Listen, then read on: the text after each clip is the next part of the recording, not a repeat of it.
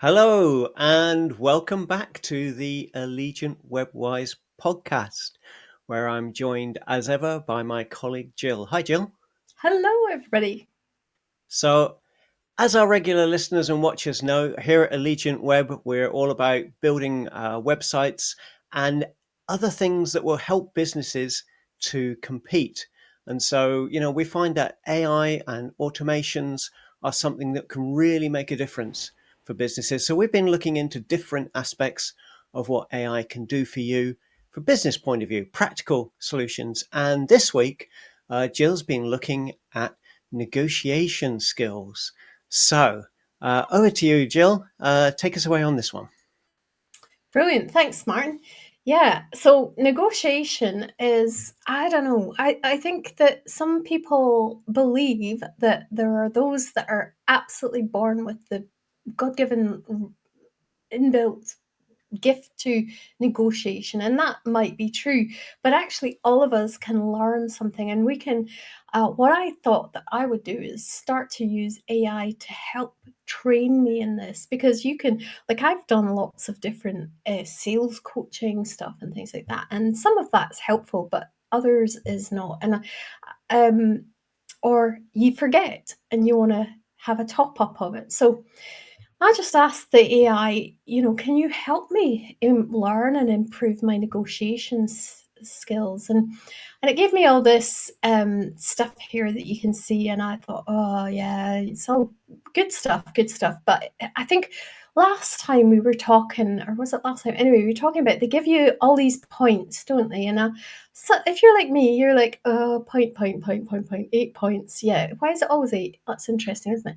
Anyway, yeah, that's a lot of stuff, and I just feel a little bit overwhelmed by that, and I was like, "Well, do you know what? Actually, the best thing for me to do is to actually try it." So I asked, "Can you help me with some role playing?" So it said, "Sure," and I thought I would have to feed it some kind of, I don't know, scenario or something, but it just came out with a scenario with my potential client, Sarah, who is, looking to redesign her website, and gave me her goals and stuff like that. And then we got right into it. And this was Sarah's response. So she's gone, well, I've got your proposal, but to be honest, the price seems a bit higher. Now we've all hit that, haven't we? The price is too high, or it's, yeah, well, and also, we've got this time scale that we have to keep to. Can you do any better in the price? And can you make sure the timeline's going to be okay? And so, yeah, I mean, I felt like an old pro with this one, because this happens all the time. We get the timeline. So I just did the easy one first, because for me, the timeline's absolutely easy. For our point of view, timeline, so long as the client has everything ready, we can do that. That's no problem. We can get that out there. But the price it starts to get a little bit icky. I think in this country, in the UK, where we are based in the UK, we don't handle talking about money all that well. But anyway, Yeah. I think Just before you go into the money bit, Jill, just a quick question. I see on the screen, I'm conscious of the fact also a couple of thousand people will be listening on audio as well, potentially. oh yeah. Um, did the AI, when you talked about, I want a scenario for negotiation, suggest web design? And I know, of course, you are a web designer, um, Yeah. based on the fact that you've already established a relationship, shall we say, with your AI, or was that just an incredible coincidence? That is a really good question, Martin, and I did skip over that a little bit. Yes, so my AI and I have been friends for a while, and I have personalized my AI. And I would recommend that if you're going to get into any kind of AI scenario, then you start to personalize it, start to tell it about your business, tell it things that it will help it understand you, who you are, your business, what values you have, what you're trying to achieve, what your goals are in your business as well. So, yeah, so I've already fed it all that in the past. So that's why. Now, interestingly, I shared in the past with the little guys, Sintra, the little robots, and I actually did the same exact thing with them. And I have actually given, and this is them here, and this is it gave very similar points, 8 points again. What is that about? Yeah, bizarre. And Sintra, I have given much, much more information about my business, but interestingly, the quality of ChatGPT was very good. So I kind of stuck with that and I kept going with it. Um, so yeah, it picked a business that was my own, really. Yeah. Yeah, that's really interesting to note, because I know we've said to people before that you can get general advice, from a GPT, Mm. but if you have help in actually getting hold of a chatbot that's very specific to your business, then it can really make it very business specific. So here, where Jill's talking about negotiation skills, obviously we've all been on generic courses to do with those, but you can really narrow it down to a very specific contract and a specific circumstance to enable you to get the best outcome for everybody. Yeah. So yeah, here we are. We're on a web design contract with Yeah. a lady called Sarah. Yeah. What happened next? Yeah. So anyway, I said that regarding the price, we've got it's great if you can give me an idea of the budget, the upper limit of your budget, and then we can look at what we can produce from that, because I'm all about providing the best possible value, and I know Martin is as well. We provide the best possible value for our clients for the money that they've got, but we want to give them good value for money. So anyway, so she comes back with a really nice £15,000 for her website, which is that's a decent chunk of change. But she's also come in and said, well, and this is where I love the AI is really trying to be a bit awkward with me. And I really like that. I know some other agencies are giving additional services like SEO optimization and ongoing support, blah, blah, blah. Can you do that? And so, how I dealt with that was, yeah, like I've asked for, I've gone back to the timeline, just reassured her about that. I've said that's a very sensible budget. We can definitely give you a website that you'll be happy. We build all of our sites SEO ready and submit them to the relevant search engines, and then we can offer the initial year's hosting and maintenance within the package. But that would take us over the budget. So uh, we could take out your mailing list basically and put that in a future phase. So the AI really liked that. It thought that I'd done really well with that, because I've been flexible, but I've stuck to my guns in terms of what I'll give her for the price. And basically, she's come back and said, "Yeah, that's great. Do. I just want to make sure that it's not going to be too high in the future for that additional work." So I came back to her and I said, "No, that's fine. Yeah, if we do the mailer integration later in the life, then we can do that. Oh, by the way," and then I went for an upsell here. I said, "Well, we could do an 8-week automated mailing sequence for you and do that, and I could give you that for a saving of 750 quid." And I said, "But of course, if you did it all now, I do the whole thing for 1,500 quid on top of our original budget." So at the end of that, I decided Sarah was really happy with that and really liked the idea and sealed the deal. And she was going away to talk with uh, her colleagues about whether we could get that additional budget to do the whole lot now. And she said, "Send me over the contract." So I Again, thought, just to very briefly interrupt you there. It's so interesting looking at the screen here again. The AI is not only doing the role play of Sarah, but is also giving you analysis on the tactics that you've used, yes, and whether they're good tactics, how you could improve them as well. So it's doing two things at the same time. yeah. A bit like you've got a role player and a facilitator in perhaps a traditional training environment. So it's so interesting to see both of those things coming over, and obviously that's something that could help you if you weren't, as you said, a seasoned pro in this particular aspect. The sort of things that the AI is suggesting, would be extremely useful, I think. Yeah, 100%. I think that for me was critical, getting that external, or it felt like external feedback back into what we're doing, rather than just feeling like I could have said, stick my toe up your nose, and it would said, "Oh, that's a great idea, Sarah loves that. You've got the business," kind of thing. But do you know, well, that was a silly, obviously it just came off my head. But anyway, Okay. a totally unprepared thing there. Yeah, absolutely. Just for anybody who's looking to do any negotiation with Jill, you may consider I will how not stick far my away toe up from your her nose. that you'd like to be when you do that. Anyway, again, Yeah. oh my God. So then it went on. I asked what's the next steps, and then it went on about sending over the financial. And I was like, yeah, but there's a loose end there. So I was like, I'm wondering where in this process I go back and ask where they will, what we'll do about the additional work. Because Sarah actually asked me to send the proposal, but I didn't know whether I was sending the proposal for the additional amount that I'd upsold her or the original amount. Um, so thankfully it was very nice and said that was a good catch because it missed it. Come on, feedback AI.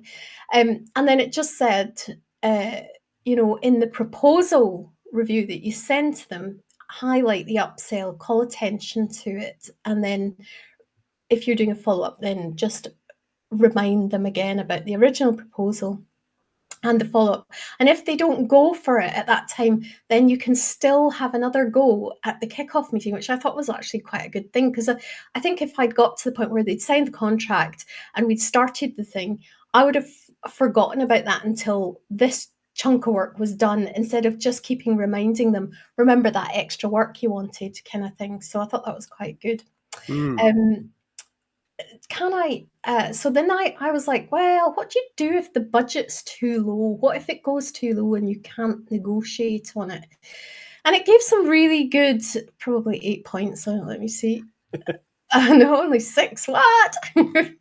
um, just some good ideas of what you can do if you feel the budget's low, and it's basically about offering alternatives, reducing scope, and then just being honest and being prepared to walk away, or refer to another competitor or freelancer, which I know these are tactics that we all use. Well, you and I and might definitely use. So Yeah, um it's. I mean, I'm sure everybody listening knows. In terms of outcomes from negotiations, you can either have the other person win and you lose, or you win and they lose. But the best outcome, obviously, is where both parties win. And one of the yes. things that the AI is saying there is, if you can't provide what the other party wants within the scope of what the other party wants, maybe you can refer them, to somebody else. It can even be a competitor. And if you're not going to get the work, then why not give the work to somebody else? And then the client's happy as well. They could potentially come back to you later Yeah, on. So and I think that's brilliant. And I've had that work both ways in my business. I've been given clients that from other agencies who the client wasn't suitable for, and they've been perfect for me. And I have given clients to other agencies who were not suitable for me but were for them. And actually that was good for them as a partnership, but also in terms of the client goes away with a really positive experience with your business. So even if they don't work with you, they may come across somebody and they said, well, I went to this person, they were great for me, but the original person I went to, I think would be better for you. Then you can still get referrals for you out of that scenario. So I think that's a good one. Do we have time to quickly just talk about the next one, Martin? yeah, we're on kind of 15 minutes through now, so another Okay, couple of minutes. I'll be very quick about this one because I just wanted to come back and highlight that I thought that scenario, while it was good, I felt like I wanted a challenge. I wanted it to really be a little bit more awkward with me. So I asked it to rerun the scenario with more difficult objections. And oh boy, did it. So we came out with Tom, and Tom was, what does it say about Tom? Tom represents a small business looking to redesign their website. They're a bit more budget conscious, tight timelines, and receive lower quotes from freelancers already in smaller agencies. So they've already had low agencies, but they liked the work that they saw from us.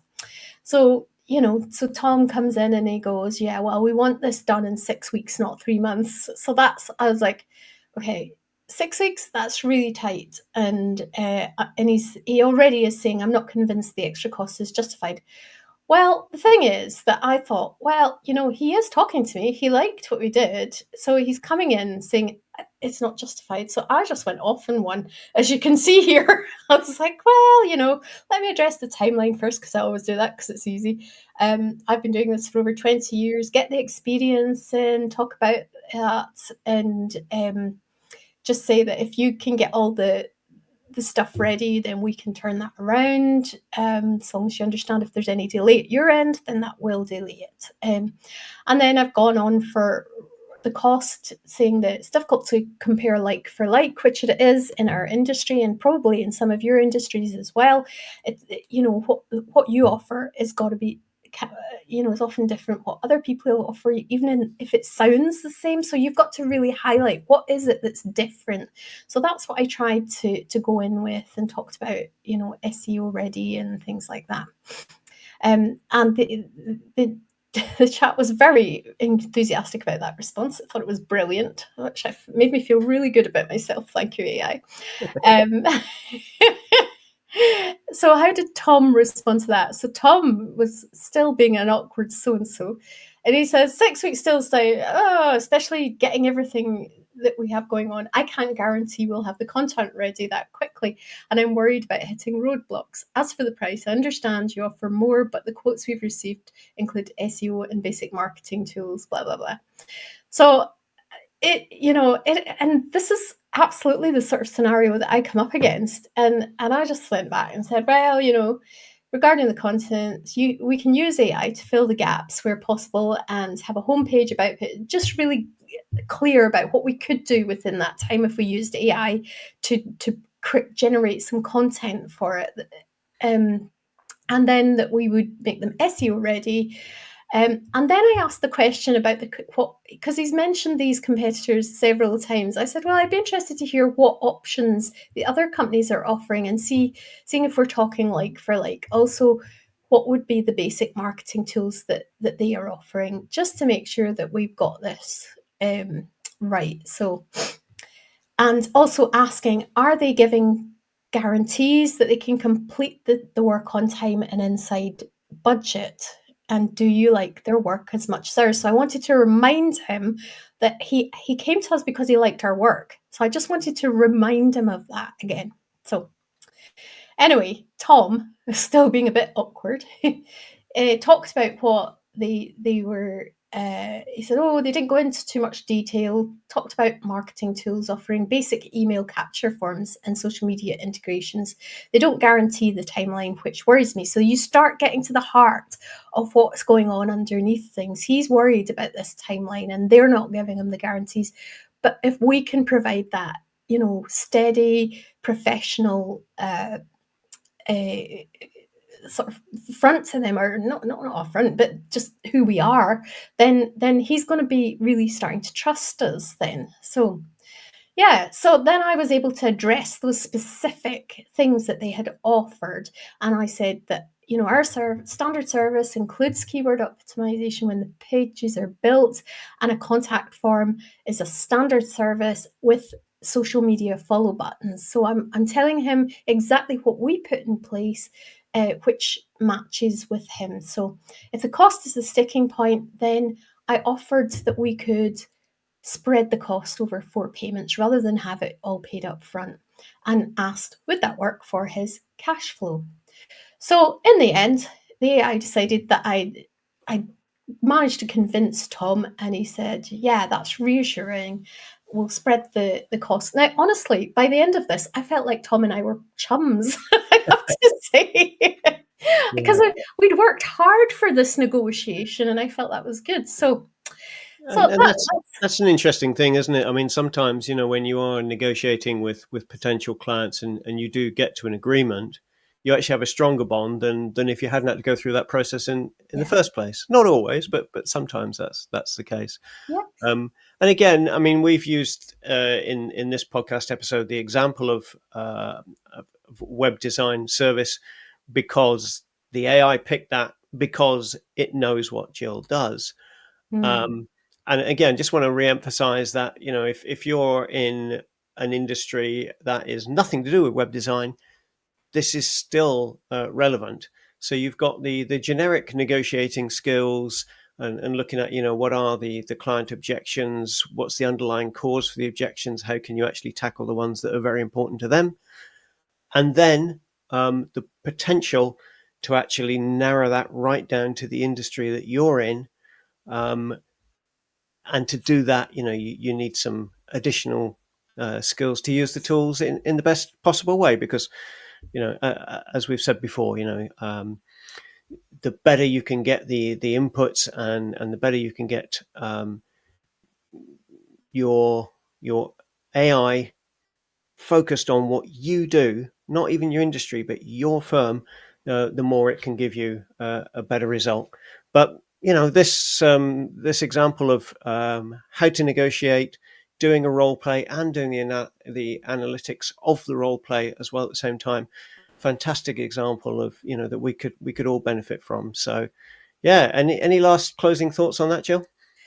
I think that it was a learning experience for me, and I was blown away by how good it actually was. And so I'm going to do more of this. And I'm just starting to think, because it's like everything, isn't it? Once you start to think one thing, you can then start think, oh, but I remember that time that person said this, and you can start to build this up so that no matter what objections people come up with, you can start to smash through them, and it's going to improve your sales technique no end, I think. So yeah, I'm loving it.